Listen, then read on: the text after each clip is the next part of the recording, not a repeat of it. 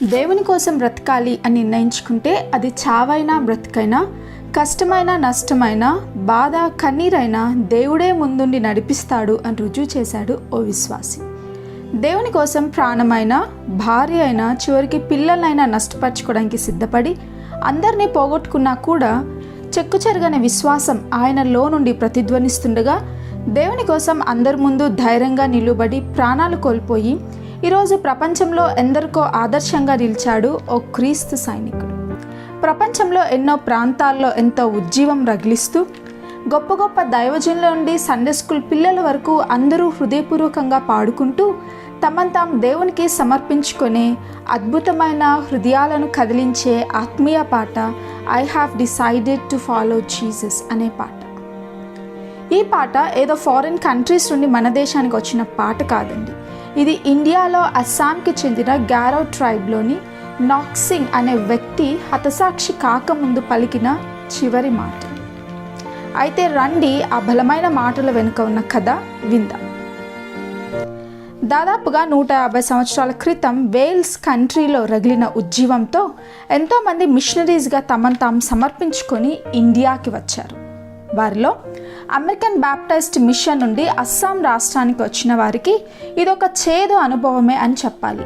ఆ ప్రాంత ఆదివాసీలు ఎవరిని వారి ప్రాంతంలోనికి రానివ్వట్లేదు సరికదా, వచ్చిన వారిని ప్రాణంతో బ్రతకనివ్వట్లేదు. ఎంతో గంభీరంగా, క్రూరంగా, కఠినమైన హృదయంతో ఉన్న వారికి కూడా సువార్త ప్రకటించడం వారి బాధ్యత అని ఎన్నో భయాలు, బెదిరింపులు, కష్టాలు, నష్టాలు ఓర్చుకుంటూ క్రీస్తును వారికి ప్రకటిస్తుండగా ఒకరోజు ఒక అద్భుతం జరిగింది. ఓ కుటుంబం యేసును తమ స్వంత రక్షకునిగా అంగీకరించారు. ఈ విషయం తెలుసుకున్న మిగతా గ్రామస్తులు, గ్రామ పెద్దలు ఆ కుటుంబాన్ని బయటకు ఈడ్చుకొని వచ్చి అందరి ముందు నిలువబెట్టి, నీవు క్రొత్తగా నమ్ముకున్న విశ్వాసాన్ని విడిచిపెట్టు, లేదా ఇదిగో నీ 2 చిన్న కుమారులని కళ్ళ ముందే చంపేస్తాను అని అన్నాడు ఆ గ్రామ పెద్ద. అయితే ఆత్మతో నింపబడి కదిలింపబడిన ఆ వ్యక్తి ఇలా సమాధానం చెప్పాడట. I have decided to follow Jesus, no turning back, no turning back. నేను యేసయ్యను వెంబడించాలి అని నిర్ణయించుకున్నా, ఇక వెనుకకు తిరగను అని అన్నాడు. వెంటనే భయంకరమైన కోపంతో మండిపడిన గ్రామ పెద్ద బాణాలు వదలండి అని ఆదేశించడంతో తాను గారాబంగా పెంచుకుంటున్న తన 2 చిన్న కుమారుల గుండెల్లో పదునుగా వస్తున్న బాణాలు గట్టిగా గుచ్చుకొని పోవడంతో ప్రవాహంగా రక్తం కారుతుండగా దేవుని మహిమార్థమై హతసాక్షులయ్యారు ఆ పసిబిడ్డలు. I have decided to follow Jesus. I have decided to follow Jesus. I have decided to follow Jesus. No turning back, no turning back. నీకు మళ్ళీ ఛాన్స్ ఇస్తున్నా, రెండోసారి నీకు నీ భార్య కావాలా లేక నీ దేవుడు కావాలా అని అడిగిన ఆ గ్రామ పెద్దకు అదే ధైర్యంతో, విశ్వాసంతో ఆ వ్యక్తి ఇలా అన్నాడట.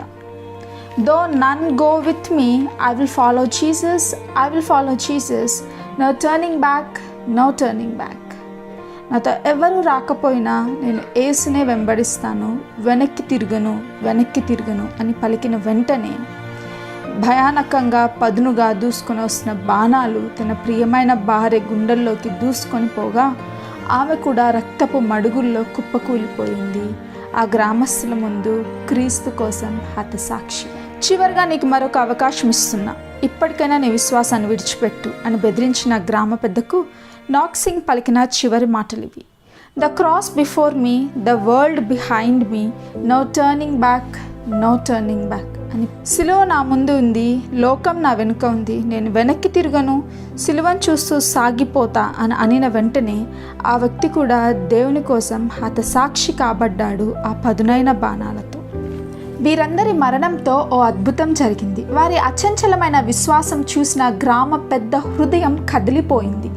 తన భార్యను, పిల్లలను సైతం పోగొట్టుకోవడానికి సిద్ధపడిన వ్యక్తి యొక్క అచంచలమైన విశ్వాసం వెనుక ఏదో ఒక గొప్ప నిజం దాగి ఉంది అని గ్రహించాడు ఆ గ్రామ పెద్ద. ఒక దేవుని వదులుకోవడానికి ఇష్టపడక ప్రాణాన్ని కుటుంబాన్ని పణంగా పెట్టిన ఆ వ్యక్తిని గురించి ఆలోచిస్తూ నిజంగా వారు పూజిస్తున్న దేవుడు నిజమైన దేవుడు అని ఆ గ్రామ పెద్ద యేసును తన సొంత రక్షకునిగా అంగీకరించాడు. తర్వాత కొన్ని నెలలకే ఆ గ్రామం అంతా దేవుని మహిమార్థమై యేసును తమ సొంత రక్షకునిగా అంగీకరించాడు. బ్రతుకుట క్రీస్తే, చావైతే లాభం అని నాక్సింగ్తో పాటు 20వ శతాబ్దంలో ఉన్న మనం కూడా చెప్దామా?